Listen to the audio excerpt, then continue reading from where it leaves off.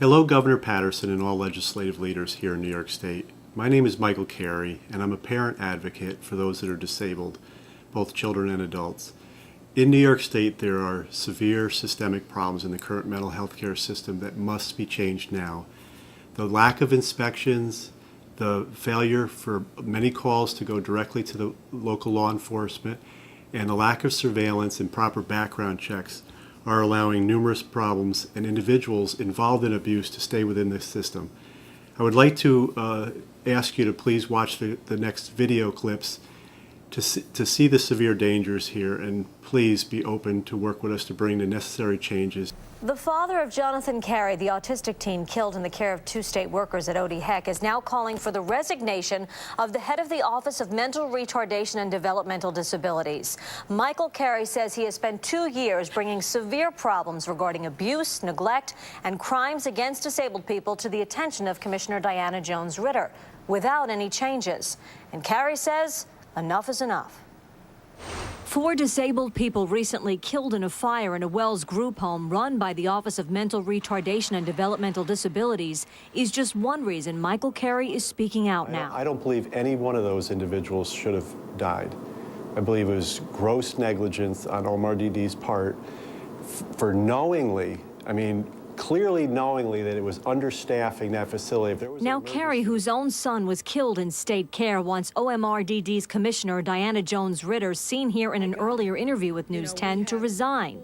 He says she's failed to correct what he calls systemic problems within the office. There's not proper inspections, there's not proper police reporting, there's not proper supervision, there's not proper background checks. And Carey cites a case where a Hudson Falls group home supervisor was recently indicted on charges he sexually assaulted a disabled resident more than 2 years ago. The caregiver was reportedly sent to another facility after the alleged assault, and police have learned the caregiver also had a criminal past. There was prior criminal arrests in his background. Now, there is no way possible this man should have been hired in the direct care field. And Carey can point to a personal example, saying he has proof with this memo dating back to April 2004 that OMRDD was well aware of ongoing child abuse problems at Anderson School. That's several months before Carey says his own son Jonathan was abused at that same facility, being denied meals, forced to sit in his own urine, and locked in his bedroom. These are crimes. These are clear criminal things that need to be reported to the police, and they weren't. And this document here proves that they had full knowledge of it. Now, we did try to talk with Commissioner Ritter with the Office of Mental Retardation and Developmental Disabilities. We were told someone would get back to us, but so far we have heard nothing.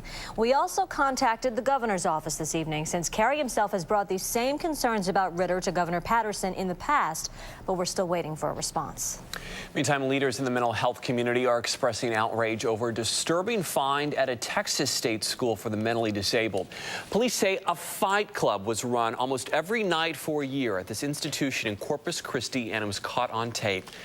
Night shift workers used their cell phones to record residents awakened after midnight and forced to fight each other.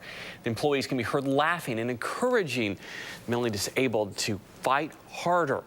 They were told if they didn't fight, they might be sent to prison. Not only are they prodding them to fight, when they run away, it's like a pack of wolves chasing, the weak and the helpless. Authorities say they discovered the videos when one of the night shift workers lost his cell phone, and police opened it to find out who the owner was. There's going to be much more in this story coming up next on Nightline.